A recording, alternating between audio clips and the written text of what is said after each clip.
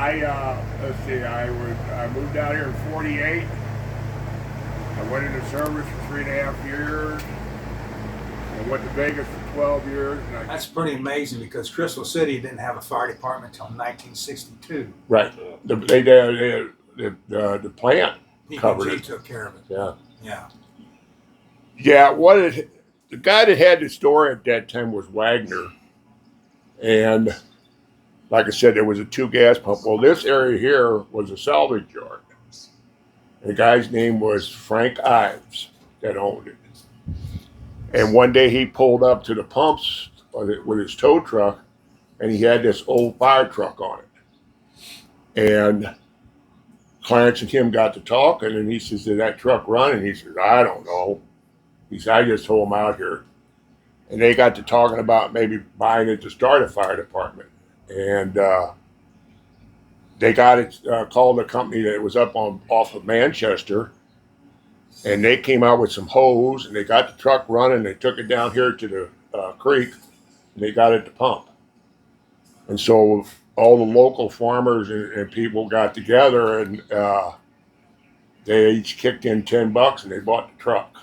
$10. Yeah, Each. and I think there was what 26 or something. Yeah, and There's some stuff over there at the firehouse if you didn't want to look after a while. But anyway, they bought the fire truck. But the firehouse was over there. There's a building wooden building all the way over by the road. That was the first firehouse. And then the volunteers and that built this building here. Just the 2 bays. 2 bays there. It was a 2-bay firehouse. That's what they built back in 53 or 54, I think. Maybe it was 55. And then it got added on a couple times over the years. And then they went to a district in 75, and that was built in 76. And that building there was 76. And then over the years, this has been converted into administrative bunk room, kitchen. That's where the guys all live. That building, back to that building there, was that the first and only store here at the time? As far as I know. There might have been another one before my time, but now I had heard Charlie here was saying that he had heard that this corner here used to be a tavern, and a tavern and dance hall that sat here. I supposedly seen a picture of it, but I never knew. It wasn't here when I came. But they had where this building is sitting. There was a pavilion building where they had dances and bingos and meetings and all that. That was what sat there for a long time. Probably what year do you think? Well, they tore it down in 75 when they built that. I know it was here in the 40s and that, so it was way back though. But this guy owned all this land here, and he give these 2 acres to the fire department for the fire service. So, but how many people are here in Goldman? it's grown up over the years. Yeah, roughly right now today we've probably got 6,000 people in the district. In the district. That's in the district. That goes out quite a ways though. Yeah, we're 36 square miles.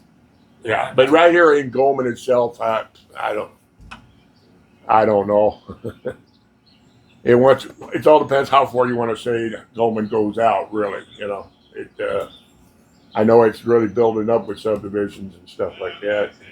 Last winter, I went to Fort Hill, so I did a report on it. And Butch Meyer, I don't know if you know him or not. He lives right down there. He took me up there on the hill, showed me all around. Yeah.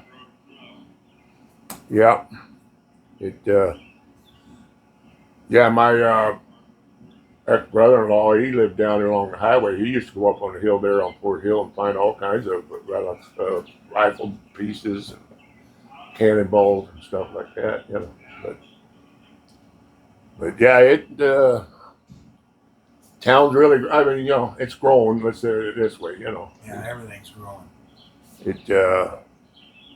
And then they made the covered bridge and all that into the state park, and there's constant traffic going through here now down to the park. But yeah, there used to be some good old dances, the old farmers, they used to Saturday night kick up their heels, Yeah. But We should have brought it. If we have a Goldman book, we should have brought it. how long is there going out there? Well, we collect things from all of the cities.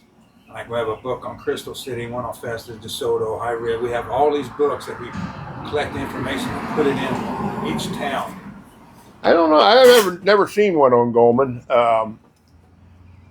There's a gentleman who lives right up the street here. Him and his son. They've really been digging into the research of the area around here. If you lived in Goldman, You know his last name? Lyndhurst. Lyndhurst. Yeah, I know him.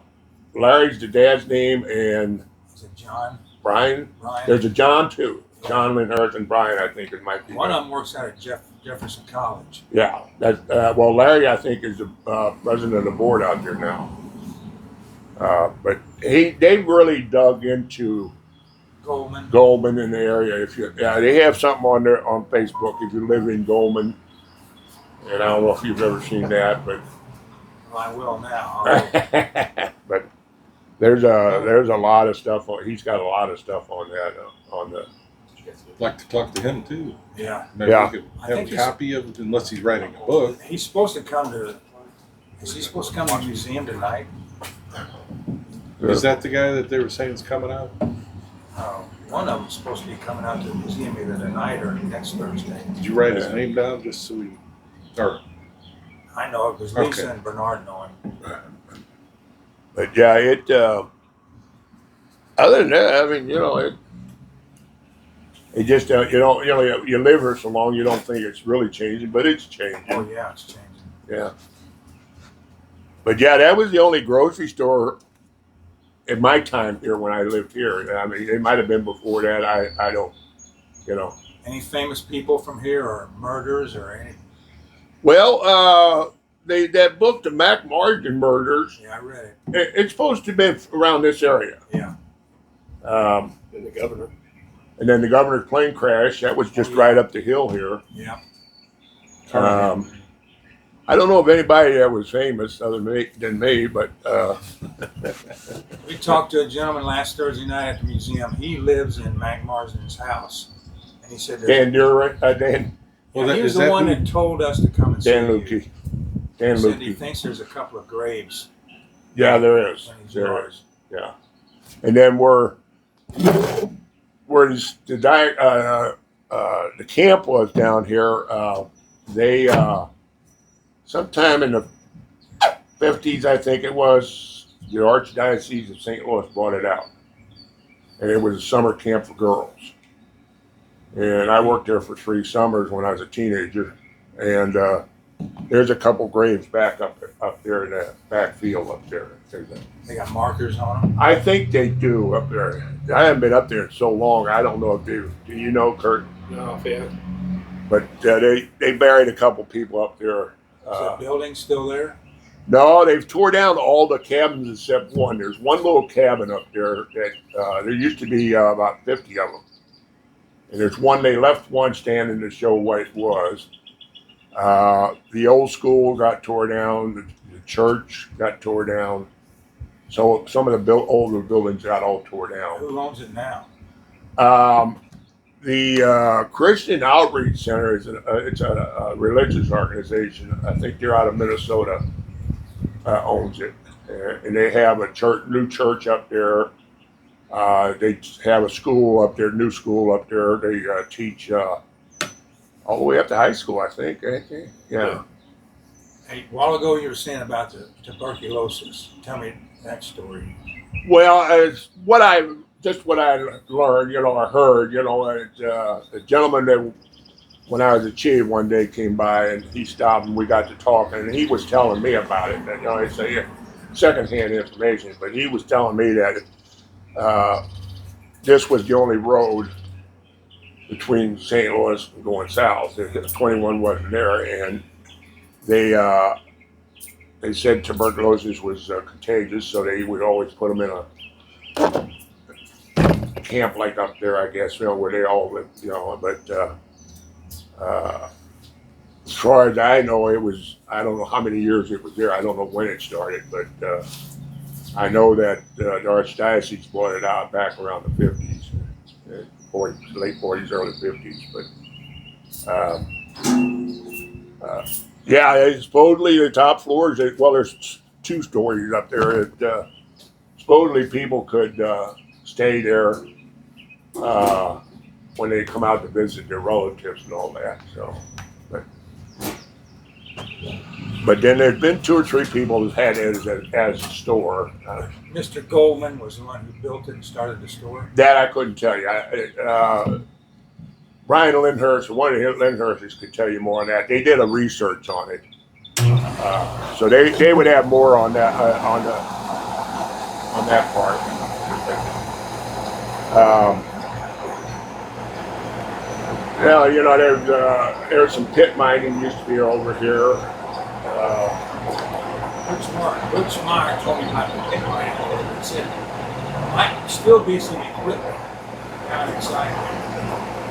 We've had guys down in a couple of them. I don't know if they've ever found anything, down in there.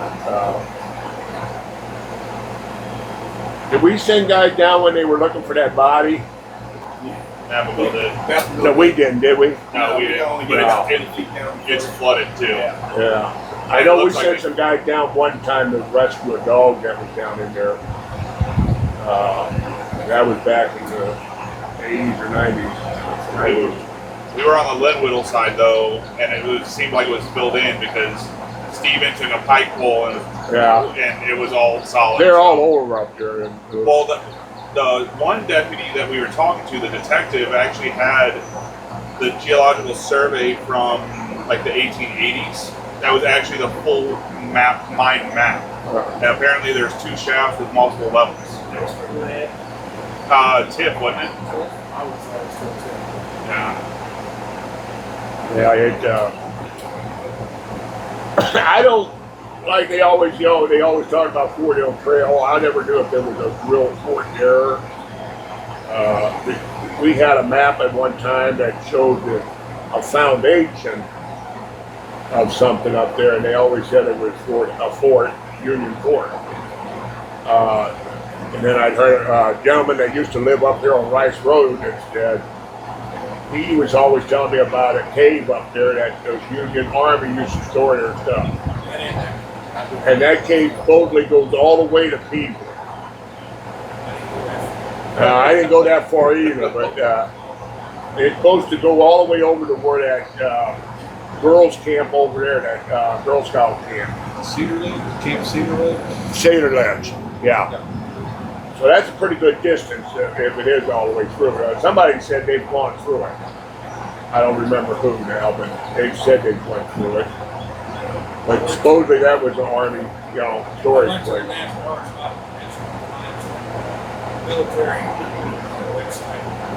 Officially, it was not a fort because they didn't give it a name. It was called a fort.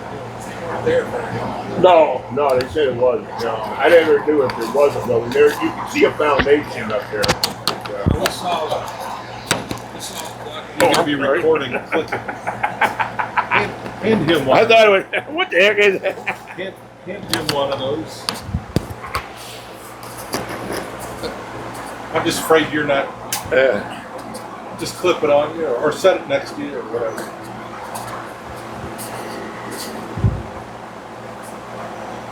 Yeah, I don't know what else I can really tell you about it. anything about Jefferson County, anything old.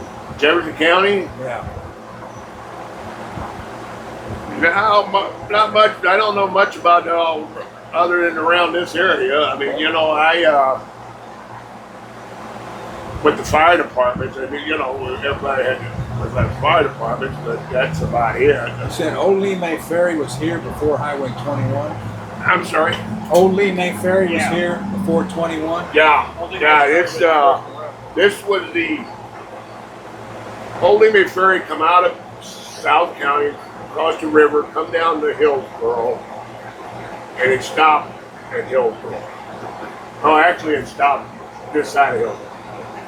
If you wanted to get to DeSoto, you had to go over to Main Street of Hillsboro, go over to Veland Road, and take that to Victoria, and take P Highway, or not P, is it P down there?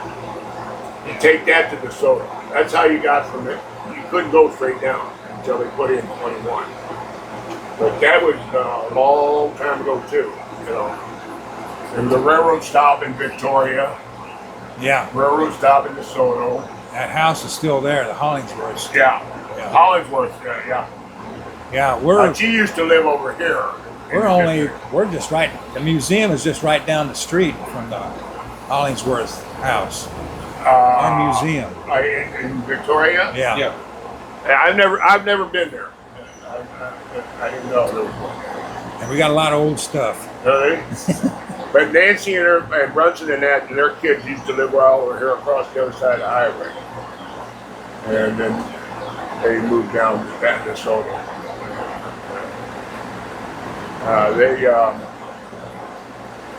This used to be just a gravel road, you know, at one time. And Probably one lane for a horse and buggy. yeah. And then the bridge, another bridge down here. This is the third one because a couple of them got tore down by storms back in 1800s, early 1900s. And this one they shut down in '84, I think it was '82 or '82. And they because they knocked the piers out in the storm, so they never did. Did Old Lee Ferry always stop there, or did it keep on going? Well, it stops right out here on the other side of the covered bridge. You go across the bridge and it runs out to Highway 21. And that, as far as I can remember, that's all actually how far it went at that time. They might have went further, I don't know. If they did, they used the new highway for the old highway. So. You don't happen to know when they put in the new Highway A, do you? Which one? Highway A from Hillsboro to Festus. The new Highway A? 79, they put in the section between Old 21 and Class Road, and then it routed in there in mid 80s. They put in part of it, and part from Ada Frontier was there probably in the early 80s. So I know. I was chief when they did it. I don't remember what year that was. That was 79. They put this section in.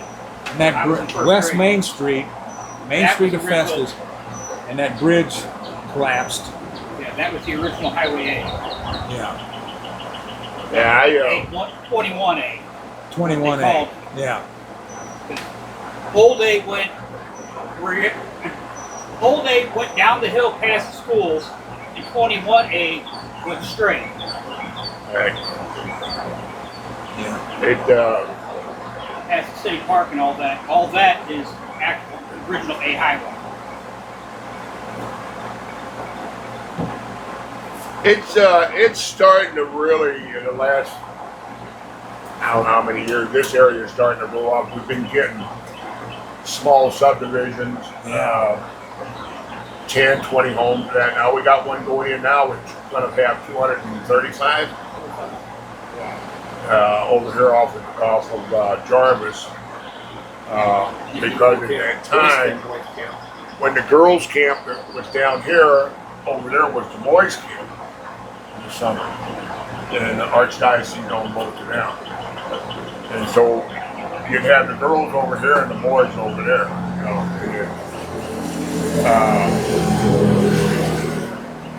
I worked, like I said, I worked here 3 summers. You know, I made $1 a day and 3 meals. So, and all the girlfriends you wanted.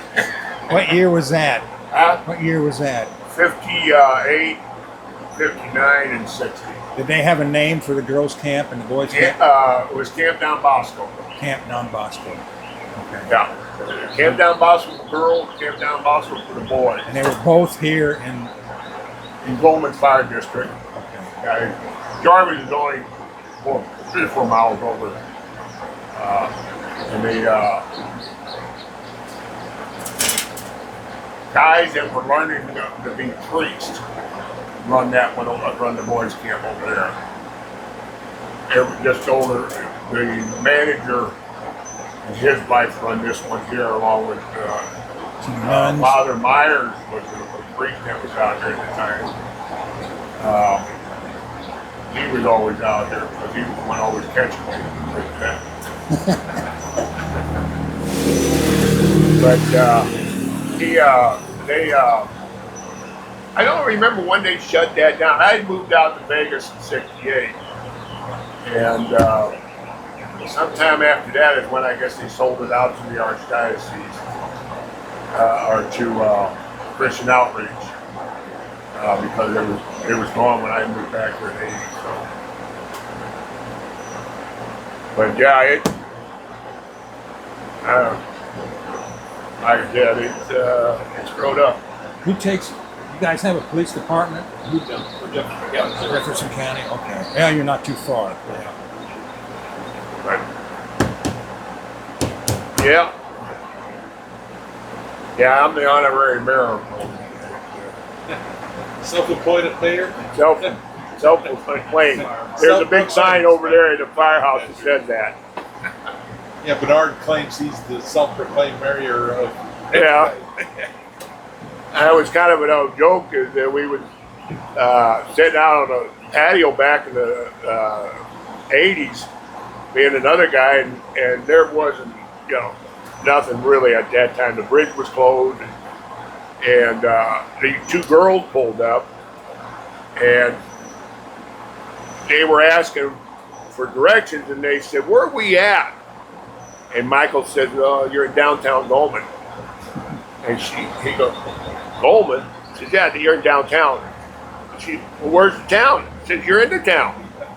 And got to talking to him, and he said, "Well, there's our fire chief." And I waved at him, and he's also our mayor, so be careful what you say. And that got to kind of going like that. I don't remember who made that sign. Do you? Antonio Fire Department. Yeah, Antonio Fire Department down the next district. They made the sign up. There's a big sign over there. Re-elect Gary Peters, mayor of Goldman. I'd like to go over there. Yeah, we used to always pull gags on each other, We missed the mayor of Herculaneum, Bill Haggard. Bill Haggard. Steve was getting ready to interview him, and then he got sick. Yeah. And he's vice president because Bill Haggard passed on. Yeah. Yeah, Bill taught up at the high school, and his dad was the chief over there before him. Yeah. Yeah, we miss him. Man did so much. Yeah.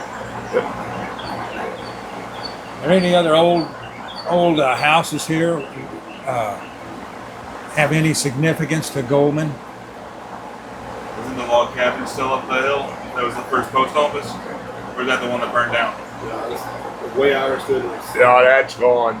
That used to sit in that field over here. Well, someone said that it was moved up the hill. No, it's gone. Yeah, but it's gone. Oh, it's gone? Yeah. Yeah, that's where was a post office here at one time. But I think it was called Jarvis or something like that. It wasn't Goldman, it was Jarvis. But other than that, during the plane crash, when the governor's plane crash, that was, Goldman was on the map that whole week. Yeah. I tell you, it was a big thing there. You said it was right over here? Yeah, right up on top of the hill up there, where the junction up there. There was so much traffic down in here. The sheriff's office had to have a deputy down there because this whole street was lined up with reporters and camera trucks all down this street, all over. They were all over the place that whole We week. have a picture over in the front foyer of the front of this building. There's just nothing but vehicles. Highway Patrol, state, everything. Everybody was here that week. FBI. Yeah. Was that early 90s? 2000. 2000 October 2000. October, yeah. Keep somebody here 24/7. Yeah, we're 24. Shit. If that big subdivision's going in, you guys are gonna get probably a couple more calls a year now, aren't you? Unfortunately, yeah. Like I said, right now we average 500 to 550 a year. Yep.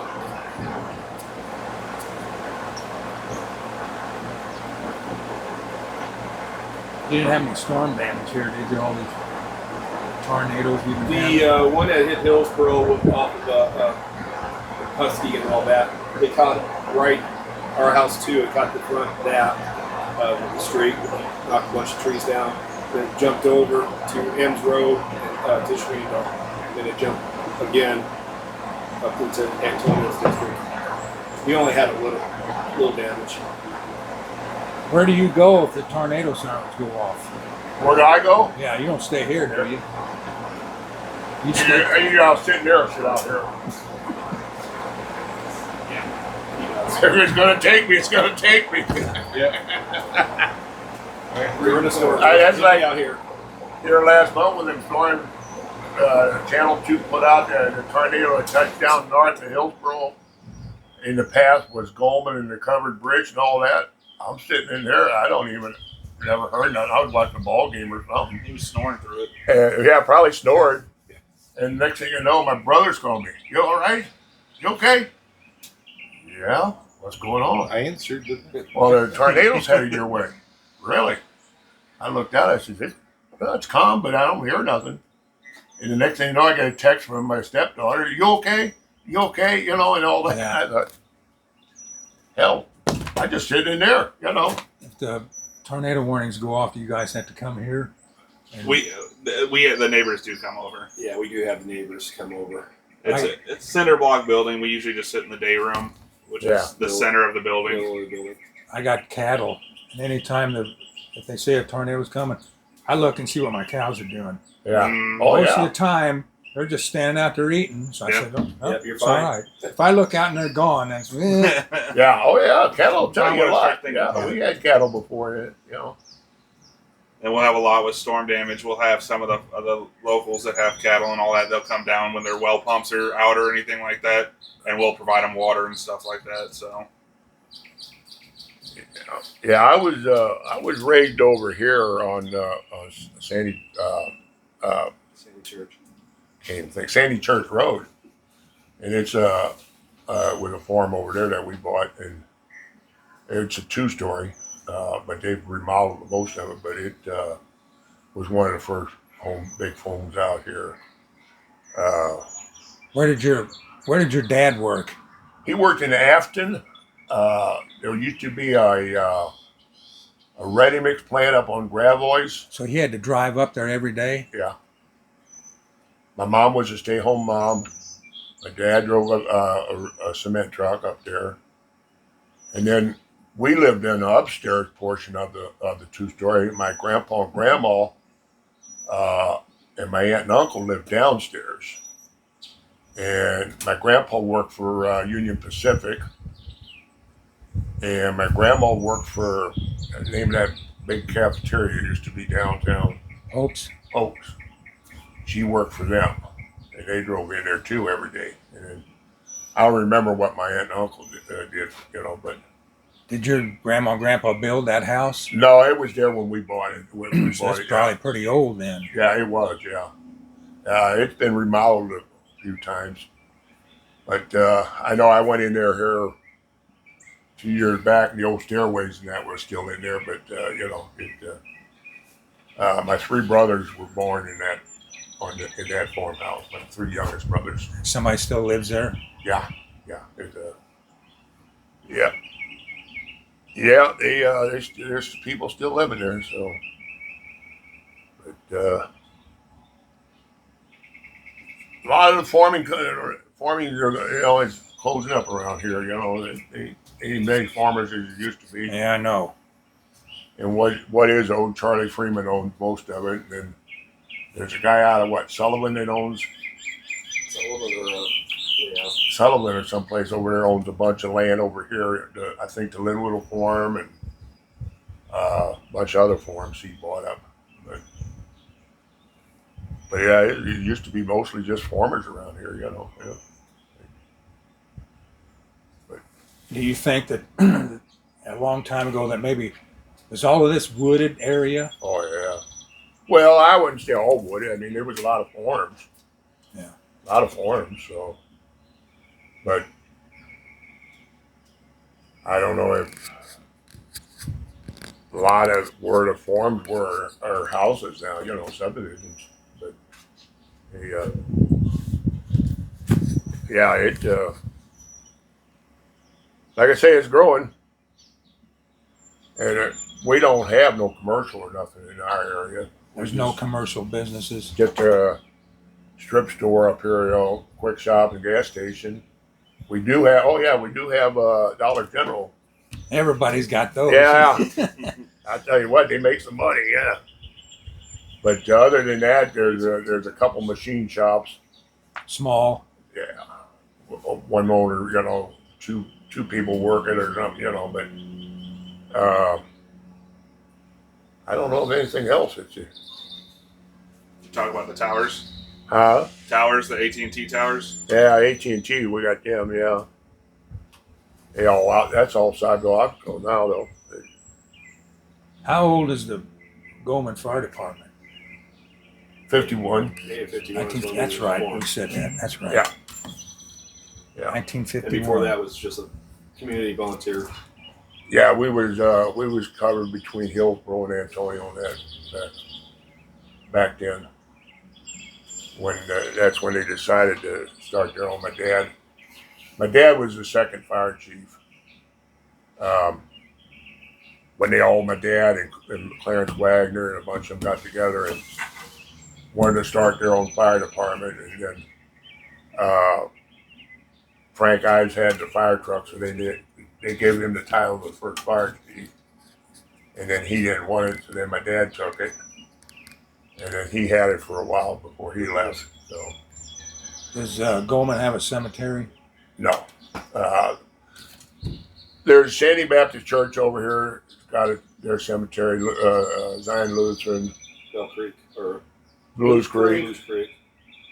Yeah, there's two over there. Yeah, two over Blues Creek. Yeah. There's Blues Creek and then Glade Chapel, which is one on top of it. Right, as you go. Yeah. They old, really old. Blues Creek's got graves back to the early 1900s, and the Glade Chapel's got them back into the 1800s. And then mostly there's little hidden ones everywhere around that the farmers buried their family members. Yeah. Yeah, they just found one off of Tishomingo, or no, There's one off Yeah, House there's Springs one. over there. Imms Road. They subdivision that came across one and they cleared it up, and it's sitting right there on the side of the road. They were building a subdivision. They come across it. Yeah. Yeah, ain't there one over by Rocky Point? Yes. Yeah, And Taylor over in the there. front yard. Yeah, there's a couple. That's a real small one. We There's got the only- one over off of Hillsborough House Springs too. Yeah. With a big pond, that big fenced-in area under the trees. Yeah.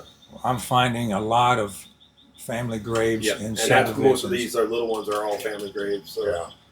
I got two relatives buried in a yard in Powell Crossing, right next to the house. I talked to Goodwin Brothers, the guy that started that. He said, "Yeah, we saw the grave here. We didn't touch it. We worked around it." So, yeah, that's what the subdivision did. They cleaned it up, and it's right next to the road. They just did the subdivision behind it. is there any? Is there a river flowing through here, a creek? Sandy Creek. Just Sandy Besides Sandy Creek. Yeah. All right. Has anybody ever found any arrowheads, fossils? Oh Anything? yeah. Oh yeah. Me and my buddy and brother, that we used to walk this creek all the time, and always found arrowheads in that. We had a volunteer who used to do it quite a bit, John Skaggs. Yeah. He found a ton of them. Yeah, they used to. And then there's some on the creek. There's some caves down there. some of them I think run into them pit mines up there on the Linwood Farm, and all that. But You said those pit mines, they got tiff out of them? That's what I was they were told, too. test holes, is what. Yeah, they were looking for tip, and that's what they were. Mostly was. I know. I don't know if they ever got anything out of them. Down at Richwoods, there was a lot of tiff mines. Oh yeah, Rick yeah, Woods and Cadet.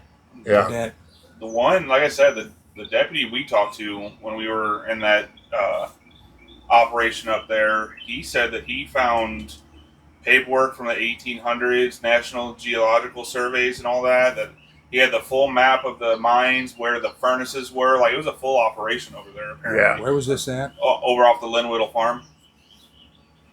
And you can see when we went back there, you can see where the concrete pillars were for the base of the furnaces and stuff like that. I've been in a few mines around here, or actually caves that when I was a teenager, explored. But a couple of them were mines. One was a mine I know of. The other ones were just caves that we found and traveled through them. There was a gentleman who used to be on the Hillsborough Fire Department. He's a spelunker, I guess you call him. Yeah. And he says he's almost been in every one caves around here, and that he used to go to all of them. So he had a map of all the caves. I don't know, is he still on that canoe rental? Yes. Yes, Don the same. Yeah. Yeah, he's got that float trip down there at the old Pittsburgh mines. And, the old Oh, yeah, I camera. did that. Huh? I did that. Yeah. And he has a canoe rental down there on that. Yeah. What's the biggest, worst fire you had to go to? Biggest fire? In our district? Did you have to? You guys have to leave the district sometime? Oh, yeah. Oh, we use it all the time. All the time. Well, you got Robertson Lumber Company, Yeah. a couple of Festus.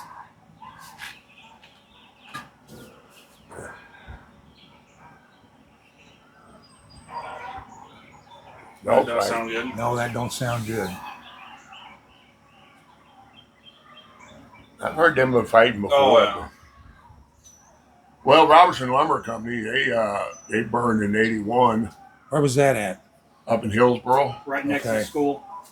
Where you got the station in front, that building behind it, that was Robertson's Lumber Company. Yeah, it shut the highway down for a couple days because it was burned for like 2 days. It didn't have enough water supply. They were getting water out of this hydrant and holding up there. They were getting water from DeSoto and bringing it in. Hall Lake there. There was that pond or lake there. They were drafting water out of it. We run Hillsborough's water system dry. They had to cancel school for 2 days, and I guess the highway was closed one day. And When was this? 81. November of '81. Yeah. Yeah. And then, I think the biggest one we had was the gas station down by the bus garage, well, yeah, that was back in the 50s. late '50s. Yeah. Yeah, 50. Because '91 I was a still got the freshman. paint job. I was a freshman, I think. It was 58 or 59. But we've had some old farmhouses and taverns that burned down. A lot of those. We used to have a bunch of taverns in the district, but they're all gone now. Some of them probably wild on a Saturday night. Yeah, I guess. Not old enough to remember. We just did a story on the Bucket of Blood there in between on Crystal Heights. It was a tavern there in the late 1800s, and we found it where it was, but we can't find any information about it. Really? No. It was a bad place. Yeah. Riverboat pirates and people Yeah. walking down from St. Joe Lead. And Pittsburgh, St. Joe, yeah, they both along there. Yeah. Yeah, other than that, I always said the biggest thing was the plane crash was a week. It was a week, actually 1 week. It happened on a Monday evening, And the following Sunday is when they finally pulled everything out and was gone. That was him and his son? Huh? Was that him and his son? And an aide. And his age, yeah. His son was his pilot. The Yeah. weather was bad, wasn't it? Yeah. Extremely foggy. Yeah. Yeah, it was foggy and raining. Storm just went through. And I was home, and tones went off for a plane crash. And we'd had that a couple times where, somebody thought a plane had crashed, and we go out and look, and we find none. So I'm headed to the area, and I almost get run over by a herd of deer coming out of one of the roads over there. And I get up there, and we had Antonio coming in. And so I run in with the chief up there, and we start searching roads and all that. And we couldn't find nothing, so I set up a command post up on Rice Road. And we got ready to do a search. And Dunklin had come in to help us. And they said, well, let's start with a search party. So I called dispatch, and I says, give me some people out here for just do a search. And the dispatcher says, how many you want? And I said, well, let's start with 100. Well, he I think, kind of swallowed his 100. And so a bunch of guys showing up from fire departments and all that. And I told the operations officer, I said, well, start here and go down. And when you come to the next road and move up, come back, we'll do quads. And You had no idea that was. we didn't know where it was. You didn't know who it was. And, well, I walked back up from operations to command, and the guy that was my aide said, dispatch wants to talk to you. I said, well, you're my aide, take care of it. He said, no, they want to talk to you. You're the command. So I got in, and I dispatched, said, what do you want? He says, want to let you know that this plane is the governor's plane. And he was on it, and his son. And I said, okay. And the only words I could say are, why not? Yeah. And they said, well, don't put it out, though. We don't want it out. State don't want it out.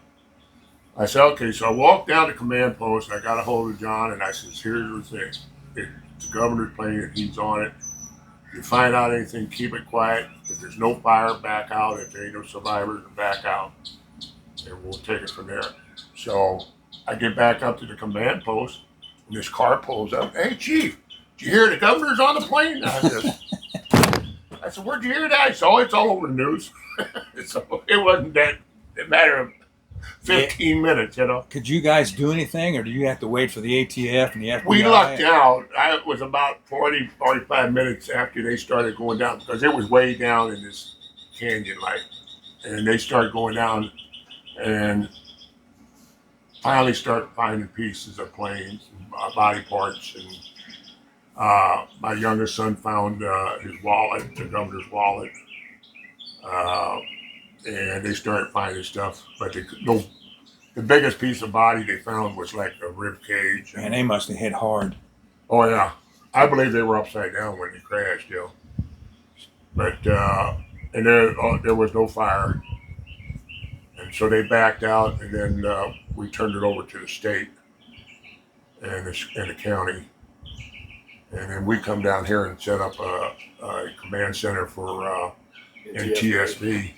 Yeah. And she came out of Chicago. She drove down from Chicago. And this is where she operated out of the whole week. But citizens were great. They were bringing in food. Because we started out, we had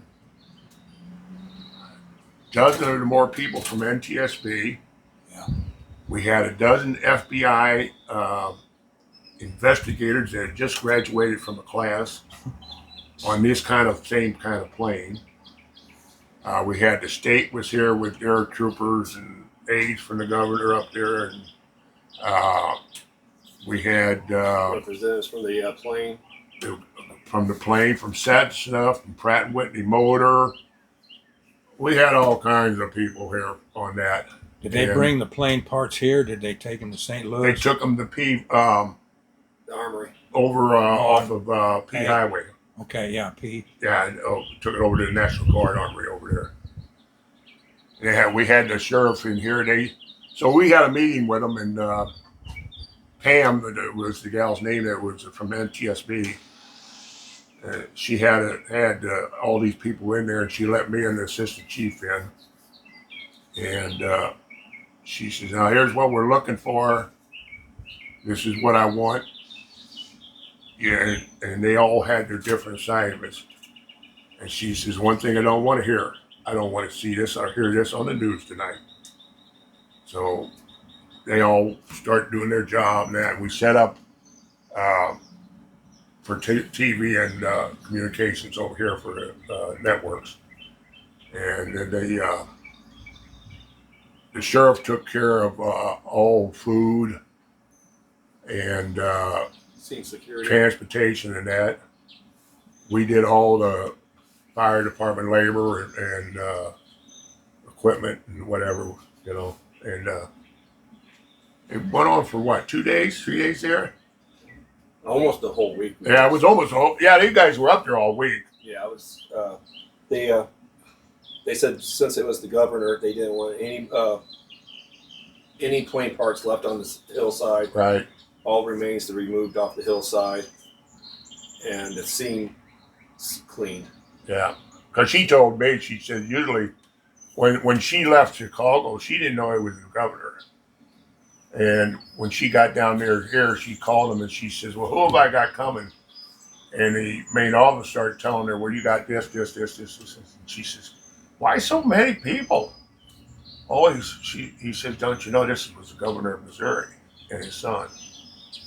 And so then she got here, and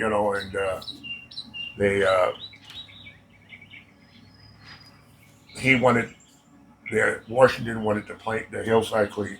He didn't want nothing. And that's why they were here, because usually on a private plane crash, they was go in there, grit it out, and then turn it over to the insurance company and let them clean it up. But Yeah. the state wanted it cleaned up. So Was it raining still when you went there? it was a mist hike. It was wasn't no rain real hard. It was just kind of a mist.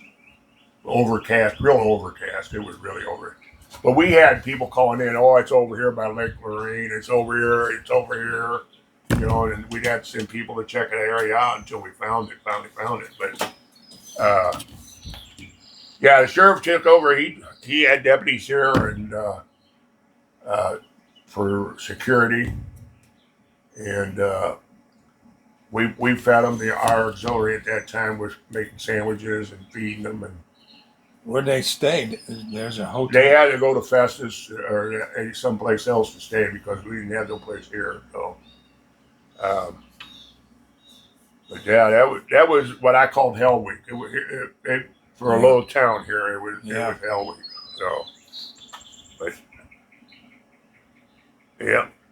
On that Sunday, she come down Sunday and to pick up some stuff that she had left here, and she wanted to know if we could, if some of the guys would help her. They were going over there to pack up the plane in the trailers over there. And when we got over there, it looked like a plane laid out in that. Yeah. Did you go over there? No. You did, didn't you? Yeah. It just looked like a plane laid out there with just all the pieces that the guys that were putting it together when they were bringing. The National Guard was hauling parts over. They bring the parts down here or up there. He'd get a truckload and he'd take them over to the armory. And then they had people over there that was laying that stuff out and all that. But it was something else. I mean, for experience that you would never think about going through, Yeah. Didn't they say they found it down to just a few pounds? Yeah. Well, there was a private investigator found some stuff later on that when he was up there, but didn't amount to nothing. He brought it down here, and I called Pam on it, and I think somebody finally picked it up. But they found stuff up in the trees. Yeah. Probably stuff they hit that hard, probably into the ground. Yeah, Did they with blame it? really no big pieces of body and all that. I had a feeling they were upside down when they crashed it. Did they blame it on the weather? Weather and no, it was a part on the plane supposedly. I don't know if they have ever settled on that or I heard three different Yeah. things. They blamed it on the plane part. They blamed it on pilot error. pilot error, Pilot and instrument. instruments, Yeah, because it was dark and overcast. storms and that. So I don't know if they ever pinpointed or. So this was at night, right? Huh? It was at night. Yeah, it was about 9 o'clock, 8 o'clock at night. It was real So dark. you were probably there all night then, wasn't you? Yeah. And they left Cahokia Airport. They were supposed to go to Hayti or someplace down on the river for a town hall, but the weather was getting worse down that way, so they divert. Right there, here was diverting them to the state or to Columbia or Jefferson City. I'll get it right there. And that's when they crashed it. So he was flying blind. But they found his hand with his ring on it. Man. He found his wallet. Kevin found his wallet. But yeah, there wasn't too much building body parts left.